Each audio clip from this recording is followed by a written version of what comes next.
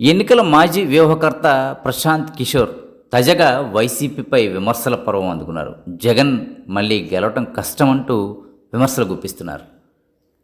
పీకే విశ్వసనీయతను ఒకసారి పరిశీలిస్తే గతంలో కాంగ్రెస్తో పనిచేస్తూ వివాదం రేపుకుని మధ్యలోనే హ్యాండ్ ఇచ్చారు. కేసీఆర్ సైతం అనతి కాలంలోనే పీకేని పక్కన పెట్టారు. మమతా బెనర్జీతోనూ పశ్చిమ బెంగాల్లో పనిచేసి లోపాయికారికగా బీజేపీకి అనుకూలంగా వ్యవహరించారనేటువంటి విమర్శ ఉంది. ఇక పీకే జగన్పై చేస్తున్న విమర్శల విషయానికి వస్తే గతంలో వైసీపీ మేనిఫెస్టో రూపకల్పనలో పీకే ప్రధాన పాత్ర పోషించారు. ఇప్పుడు అదే మేనిఫెస్టోపై విమర్శలు చేస్తూ జగన్పై తన మాటల దాడిని ప్రారంభించారు. ఏపీలో చంద్రబాబు కూటమితో పీకే జత కట్టిన తర్వాత ఈ విమర్శల పర్వం మరింత పెరిగింది. అంటే కూటమికి అనుకూలంగా వ్యవహరించేందుకే జగన్పై ఈ విమర్శలు చేస్తున్నారని వైసీపీ బలమైనటువంటి ఆరోపణ చేస్తుంది. మొత్తంగా పీకే కొన్నాళ్ల కిందటే తన విశ్వసనీయతను కోల్పోయారన్నది వాస్తవం.